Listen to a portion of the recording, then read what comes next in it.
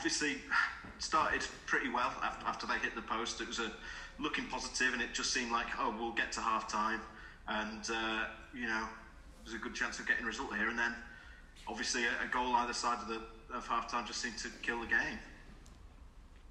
Well, the goal come against the run of play, in my opinion. I thought that we had a good way into the game.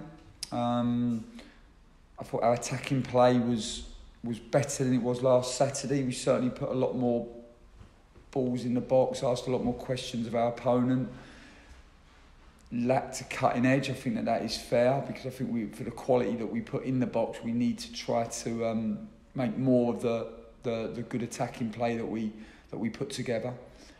The goal is a disappointing goal just before half time.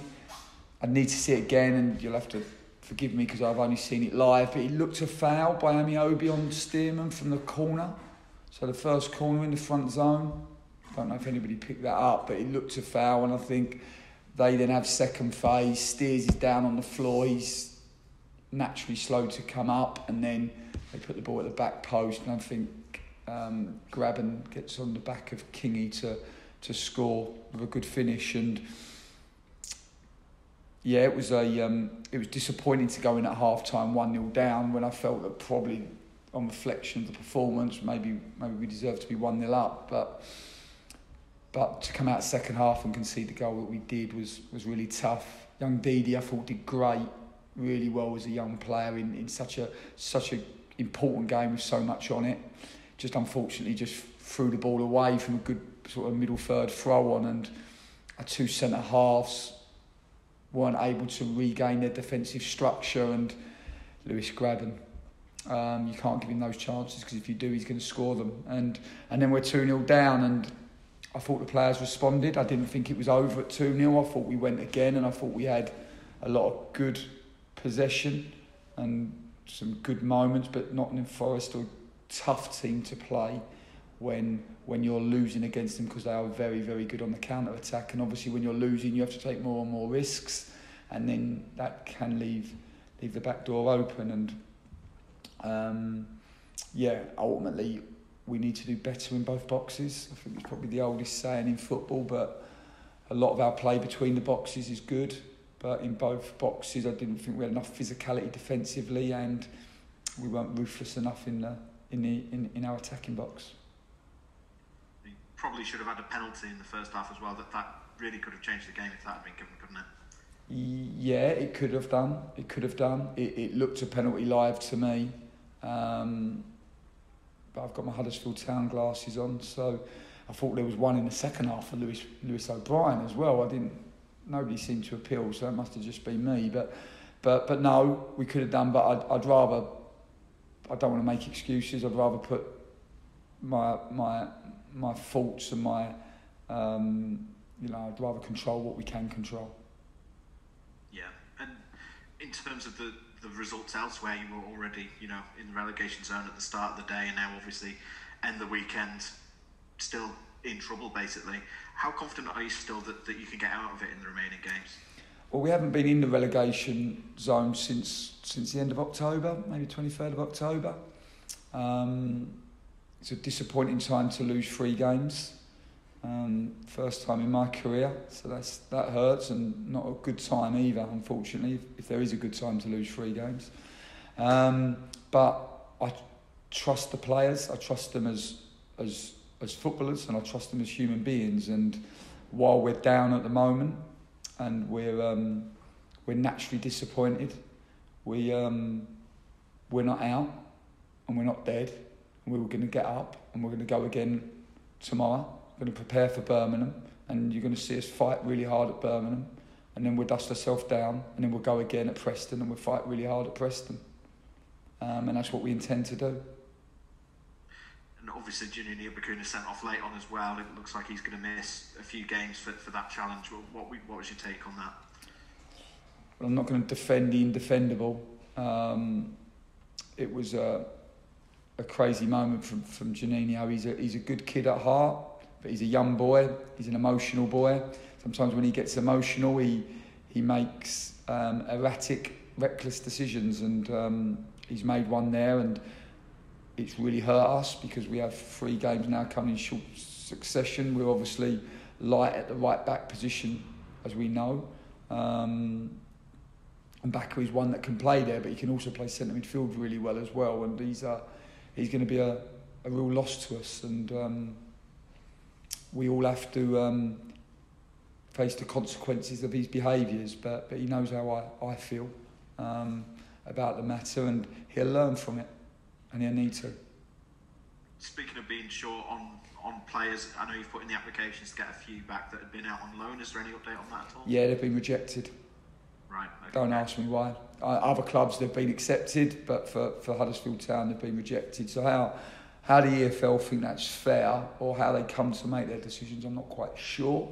But surely in this situation that we all find ourselves in, you think the fairness would be, if you're going to open it up, that it should be opened up to everybody for all clubs that have players that have been out on loan. I can't see where they think the fairness is if they allow, for example, Birmingham have had 3 players that will be available to them on Wednesday, but we've had ours rejected. And what was disappointing for me for the EFL is that Htafc has spent all week sending email after email, and we've got absolute radio silence from the league. And we're the second biggest league in this country, maybe the 5th biggest in the whole of Europe. And yeah, it was pretty poor. There we go. Yeah, and you had Fraser Campbell back off the bench today. How far is he off in a start, and Steve Mounier as well? Yeah, so Steve will be back in training on Monday. It's huge to have them both back available. We're hopeful that they will be available for selection on Wednesday. It'll be huge for us as a group, to lose your 2 number 9s has really hurt us. There's no doubt about that. And it was good to get Fraser on the pitch today. And we're looking forward to hopefully having him available from the beginning, potentially on Wednesday, but we'll have to see how he trains over the next couple of days before we decide that. Right. I think I need to ask, really, there's a few talking points off the pitch with a bit of criticism from the chairman last week and the situation with Danny Simpson that went public. Did that, do you feel, affect the preparations at all today, or is it a case of keeping the players focused? I'm not willing to use excuses. Excuses are for the weak, and we front up and we take responsibility. We were criticised from people, from all quarters last week, and rightly so. We didn't perform well. We deserve to be criticised. We have to accept that and be man enough to take that on the chin. And what you try to do is respond. And while there was a response in the performance level, ultimately I'm not interested in being gallant losers. And while there was, some of our play was good today, we lost the game, and we're in the business of winning. And we didn't. So we have to again accept the criticism that will come our way. We have to be strong enough mentally to be able to cope with that. It's a time for all of us. You have to look in the mirror.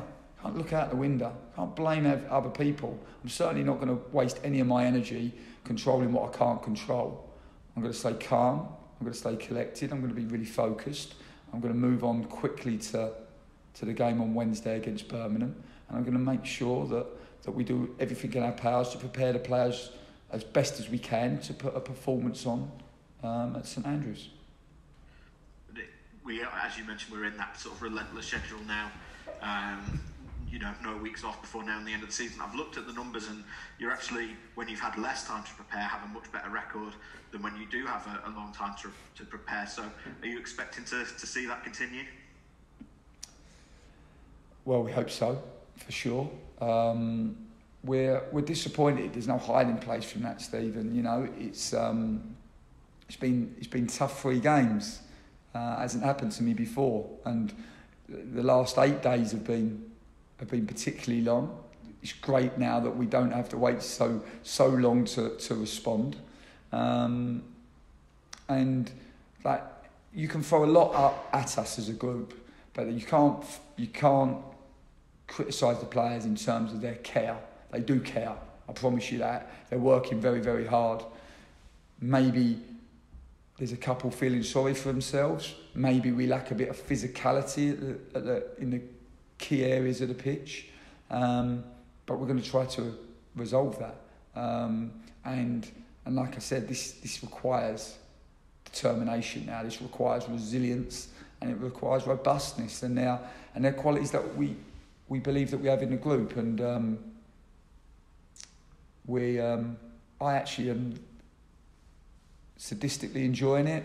You know, when your back's against the wall, when you're facing adversity, and it's really, really tough. You learn a lot about yourself, and it's a painful experience, but I'm enjoying it at the same time.